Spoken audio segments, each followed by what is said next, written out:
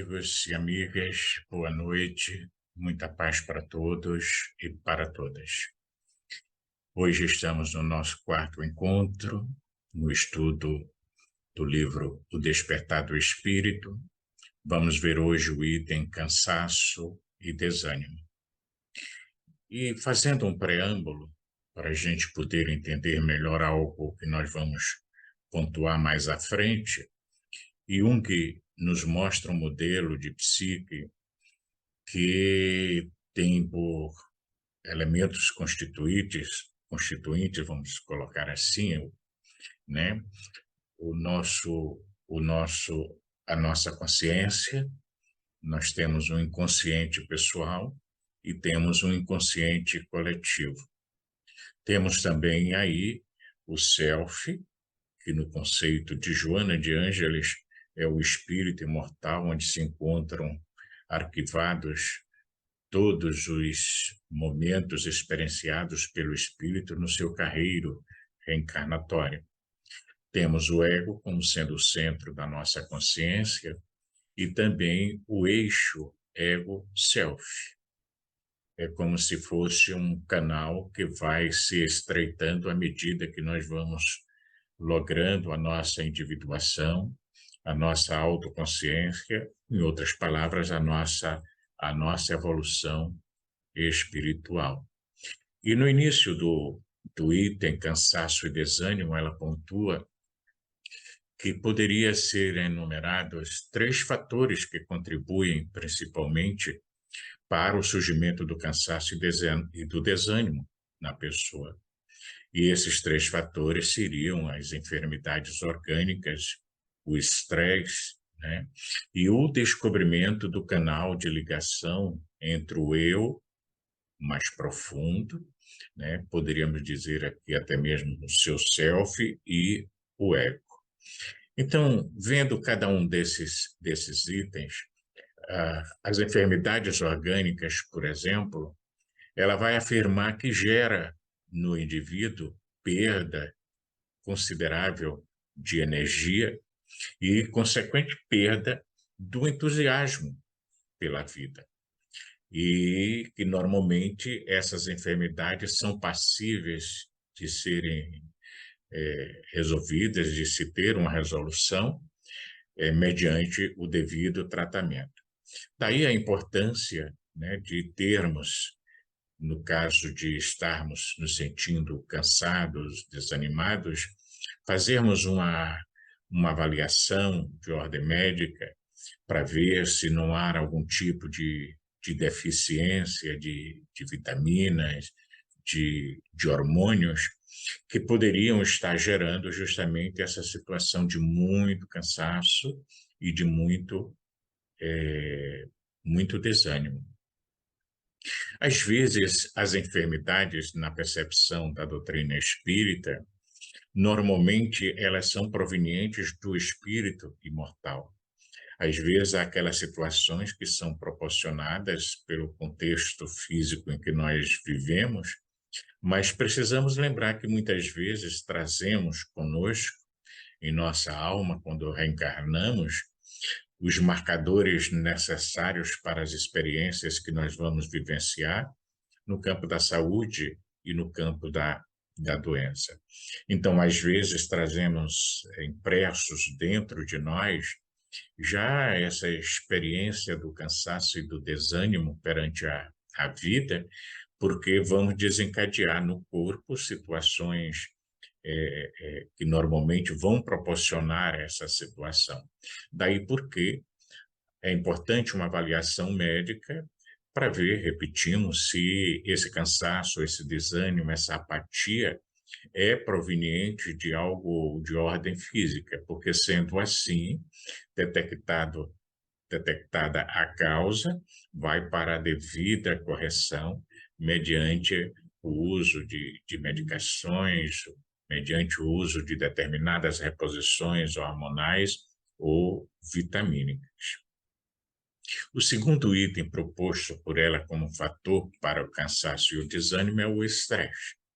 e a vida moderna favorece muito essa situação do estresse, e que, segundo Joana de Anjos, normalmente é decorrente da agitação ou das tensões continuadas juntamente com as frustrações profundas e o sentimento ou os sentimentos de incapacidade que às vezes a pessoa traz consigo. Então, viver na atualidade é muito desafiador, é muito estressante. Daí a importância, inclusive, da aula número 3, né, solitude, quando nós buscamos sair desse torvelinho social em que nos encontramos para buscar a solitude, como falamos anteriormente, porque é nessa solitude que nós vamos encontrar recursos para repor energias, para refazer pensamentos, refazer nossas ideias, buscar um sentido maior para a nossa existência.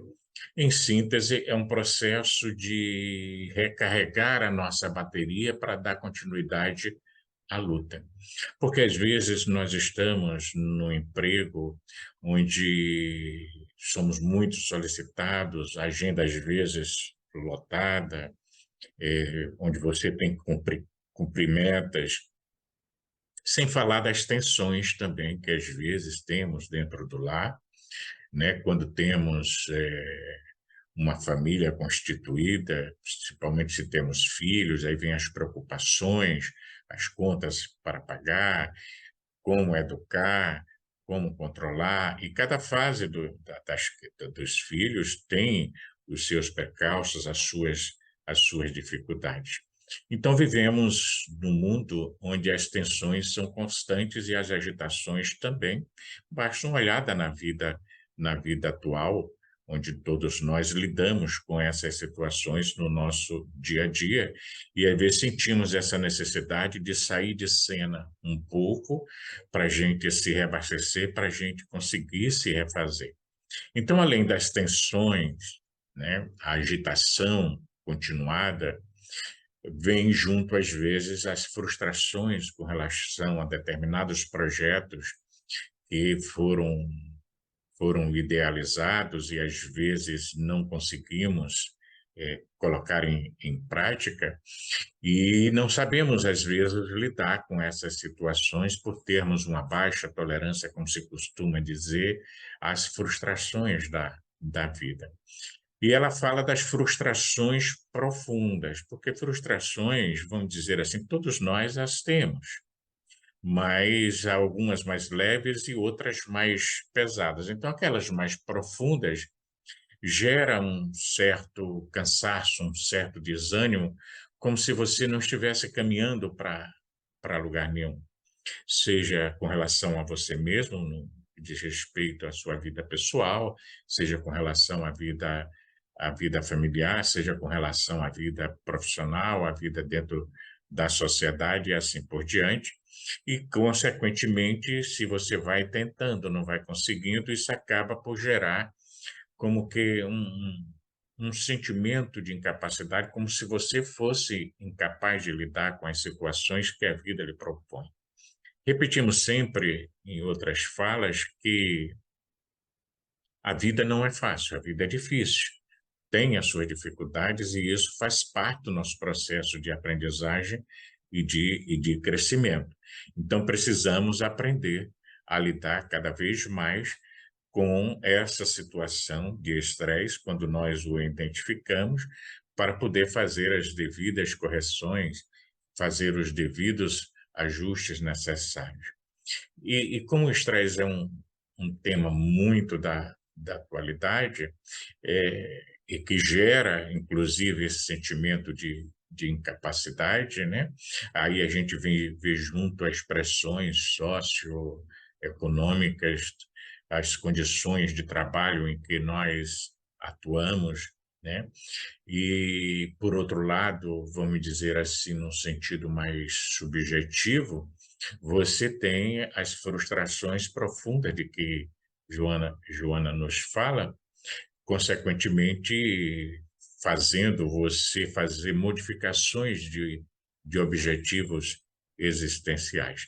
Então, tudo isso acaba gerando os sintomas do estresse ou as doenças proporcionadas pelo estresse, porque, consequentemente, isso vai gerar uma problemática de ordem orgânica, mas que também, quando identificada, assim como as doenças, você pode atuar e ver que precisa desestressar, precisa, como se costuma dizer, relaxar.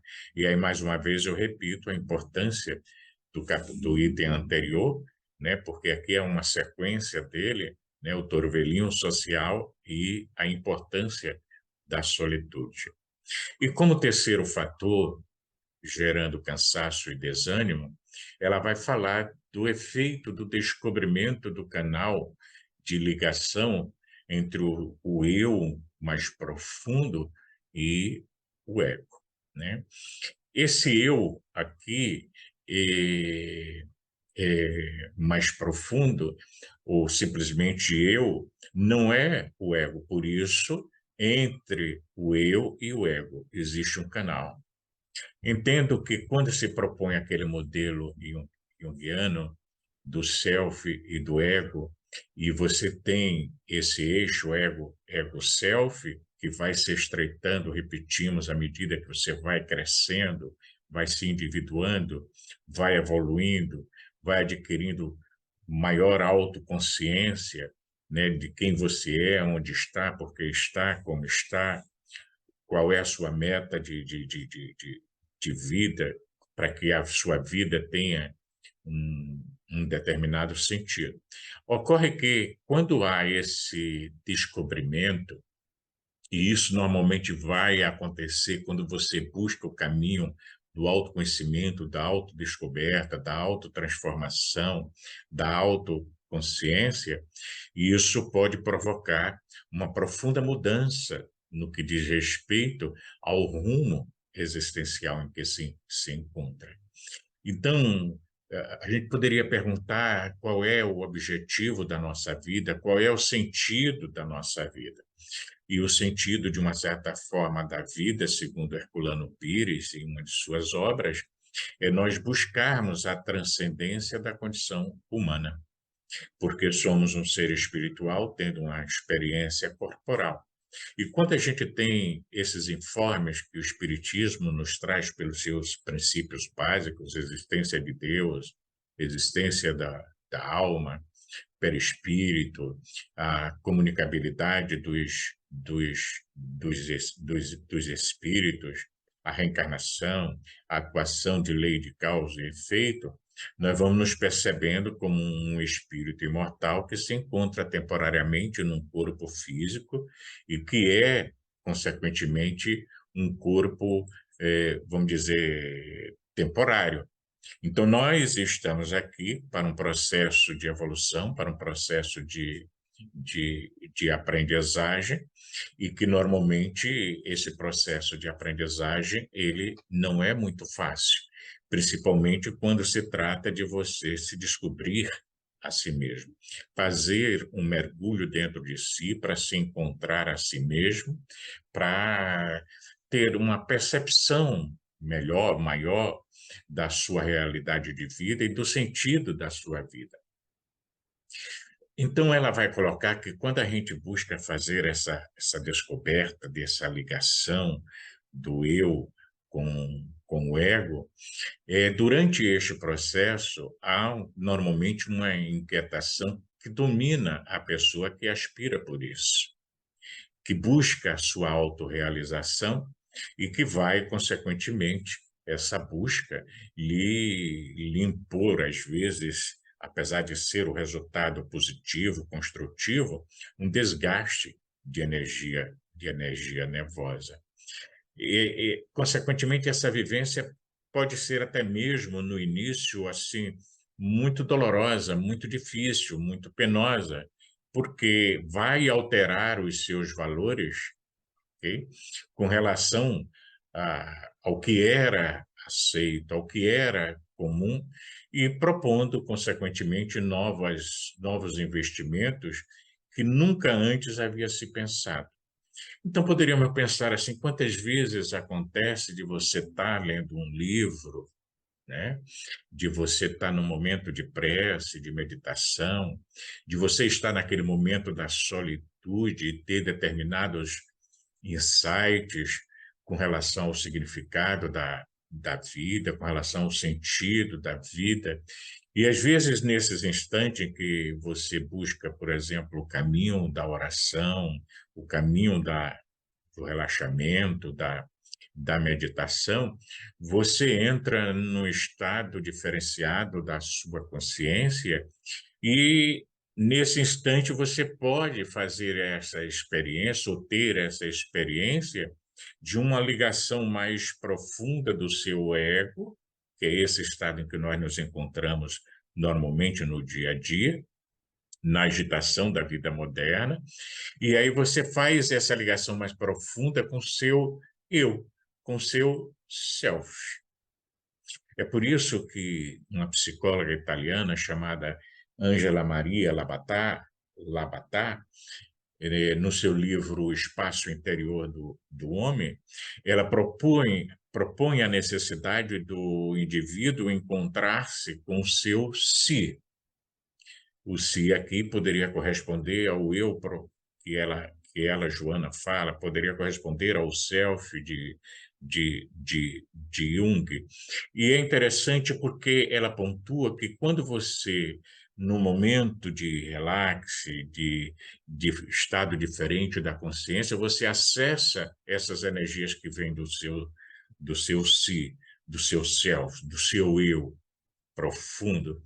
E essa energia banha o ego e lhe proporciona aquela sensação de paz, de completude, de plenitude, né? E isso é muito gostoso de se experienciar. E é tão interessante que ela chega a colocar que, como nós não estamos habituados a esse tipo de vivência, quando isso está acontecendo, a gente às vezes sai daquele estado e retorna para o estado de ego mais intenso, porque a gente se assusta, porque aquilo não é muito familiar para nós.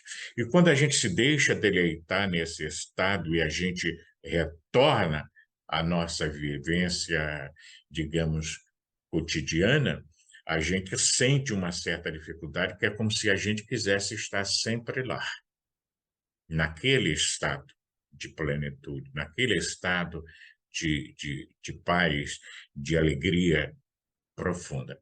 Então, são experiências que ocorrem principalmente nos momentos de oração, nos momentos de meditação, quando a gente faz essa entrega.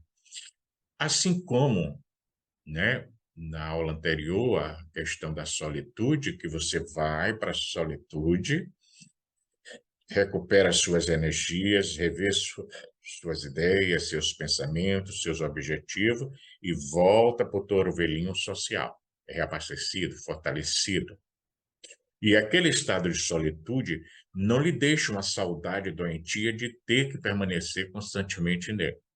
E é o que faz, às vezes, algumas pessoas a fazer aquela busca por se retirar do ambiente em que vive, buscando um lugar completamente bucólico, silencioso o tempo todo.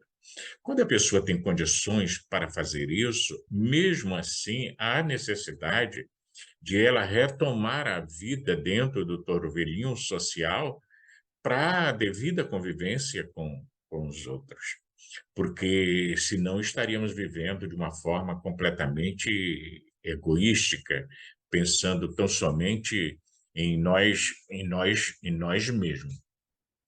E aí a Joana vai advertir que quando a gente tem essas experiências, é necessário, é importante a gente ter muita cautela, muito cuidado, pois esse entorpecimento inicial, quando o ego desperta, ele exerce a sua capacidade de críticas e de contestações sobre a validade da experiência que foi vivenciada. Então, nosso meio espírita é muito comum, às vezes, inclusive, isso acontecer com pessoas que trazem uma sensibilidade mediúnica maior do que outras, ou até mesmo através das expressões anímicas do ser em determinados estados específicos da sua consciência. Então, quantas vezes a gente já viu pessoas que têm essas experiências e resulta em tranquilidade, em paz, em plenitude, como dissemos, e quando ela volta, ela acha que é coisa da imaginação dela, ela acha que está tendo alucinações, está delirando, isso e aquilo outro, num verdadeiro conflito e buscando contestar essa realidade, de que é um ser humano tendo uma experiência espiritual, uma experiência transcendental e assim por diante, para poder perceber que nós todos estamos aqui, de uma certa forma, de passagem. Então, é importante que, quando a gente busque o despertar da consciência, o despertar espiritual, a gente pode ter esse tipo de experiência, e quando a gente retorna ao estado de ego absoluto, vamos dizer assim, a gente sente um certo cansaço, um certo desânimo, porque fica difícil você, às vezes, conseguir permanentemente manter esse estado, vivendo o seu ego dentro da vida cotidiana. Mas é importante considerar que, à medida que a gente vai se autoconhecendo, que a gente vai adquirindo mais autoconsciência, cada vez mais essas energias vai inundando o nosso ego, vai estreitando esse canal de ligação para que o ego se permita dirigir, direcionar justamente pelo seu self. Então, quando o organismo se debilita, seja qual for a causa, né? Joana afirma isso no item, as defesas, as resistências psicológicas da pessoa diminuem, tá?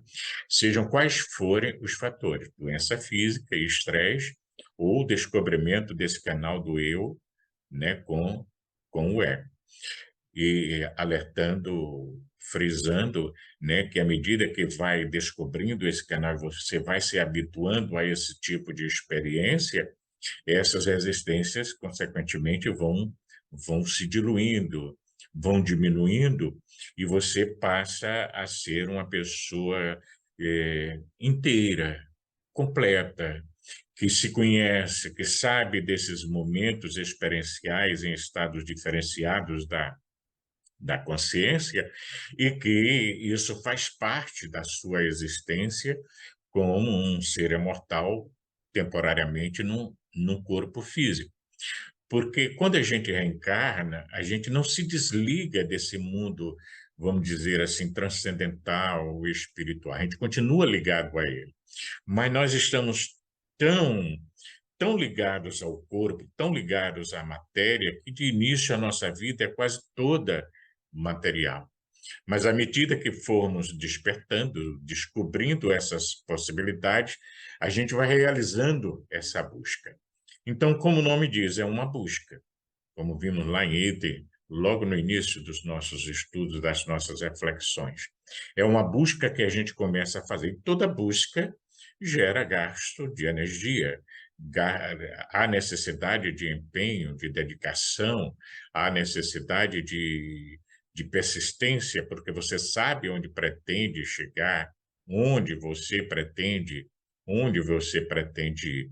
Isso me lembra uma fala de Paulo, numa das suas epístolas, quando ele diz: quanto a mim, eu persigo ou continuo seguindo em direção ao alvo, à meta que foi estabelecida, para fazer justamente essa integração. Então, no início, isso é muito conflituoso, isso é muito desgastante, até que você consiga fazer com que se torne algo assim habitual, pontual, né? Onde você sabe ter essa convivência, digamos assim, entre esses dois estados, esse estado mais objetivo e esse outro estado mais subjetivo em determinados momentos. Daí é interessante a sequência que ela dá nesses estudos, nesse capítulo 1, né? A busca, torvelinho social e solitude, para ir culminando na questão do cansaço, do desânimo, onde às vezes essa busca e essa solitude pode também gerar esse cansaço e esse desânimo por essas experiências realizadas pelo indivíduo nesses instantes, como se ele quisesse sempre estar ali. Me vem a lembrança aqui agora aquelas experiências, né, as EQMs, experiências de quase morte, quando a pessoa se vê fora do corpo, junto à luz, junto aos seus guias familiares. Então, é um estado tão de paz, de plenitude, onde tudo é tão tranquilo quando a experiência da pessoa é dessa forma, que é como se ela quisesse permanecer ali sempre. E aí os guias lhe dizem, não, você precisa voltar, é necessário retornar. Você ainda não completou a sua tarefa, vamos dizer assim, no corpo, né? E aí Joana, mais adiante, ela vai pontuar que existem várias terapias para esses fatores causais, né? No caso das doenças físicas, citamos lá no início, né, é necessário trabalhar a recomposição das células em desordem, mediante repouso, mediante a utilização de medicação quando for necessário, mediante a prática da oração, né, da meditação, do relaxamento. Você tem aí muito explorado hoje pelas pessoas, a yoga, que ajuda muito também nessa busca de maior tranquilidade, tanto para o corpo como para a alma, né? E no repouso, não é aquele descansar infinito quando em que você, digamos assim, não faz absolutamente nada, não pensa nada, não sente nada. É o repouso no sentido de fazer reposição de energias, mas buscando fazer uma autoanálise para que se possa detectar, né, o que provoca o cansaço, o que provoca o desânimo. E somente quando você para fazer essa autoobservação, você vai descobrindo quais são as possíveis causas para isso estar ocorrendo com você num determinado momento da existência. E quando você localiza as possíveis causas que engatilha esses distúrbios, você então atua no sentido de eliminá-las ou amenizá-las, né? Ela frisa muito intensamente essa questão da, da da oração, como é importante nesses momentos, tá? Então, é interessante a gente também observar e sentir que nós precisamos nos dar conta dessa realidade de que a oração abre esses canais de comunicação com o divino, né? Abre mais esse canal que a gente vai descobrindo entre o nosso ego, o nosso self, numa percepção que a doutrina espírita nos oferece, abre os canais da intuição, é, abre as possibilidades de até mesmo uma comunicação indireta, sutil, com o nosso anjo da guarda, nossos mentores ou espíritos familiares. Enfim, é uma abertura para o divino que existe em nós, fazendo essa conexão mais direta com o divino que também existe, digamos assim, fora de nós. Então, a oração tem essa possibilidade de nos ajudar nesse processo curativo. É importante considerar que é, é, essa percepção de que você precisa usar os recursos que tenha à disposição para resolver o problema. E poderíamos pensar que ela sugere aqui três ações, né? Que seria justamente o quê? A medicação para os problemas de ordem orgânica, a meditação nesses momentos de solitude, para aliviar as situações, principalmente de estresse proveniente, seja do trabalho ou do próprio ambiente familiar, e a oração como sendo um canal de comunicação com Deus, para que esse autoconhecimento nos ofereça respostas para que a gente possa ir alcançando a percepção de novos valores, abandonando velhos valores de ordem espiritual, de ordem moral, de ordem emocional, e lembrar ainda que quando se fala aqui de medicação para a questão física, não é só remédio, né? É a sua ação no seu dia a dia, a atividade física que você vai buscar buscar fazer, é a própria alimentação devidamente controlada, balanceada, né? É a sua sintonia vibratória, né?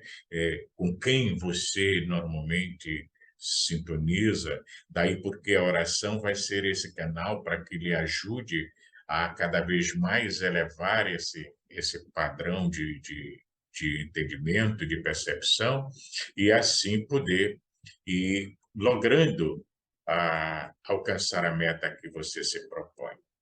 E ela vai finalizar esse item afirmando que vencer o cansaço e o desânimo é um investimento que deve ser feito de forma que a busca da plenitude não sofra adiamento. O eu é eterno, devendo ser descoberto e preservado.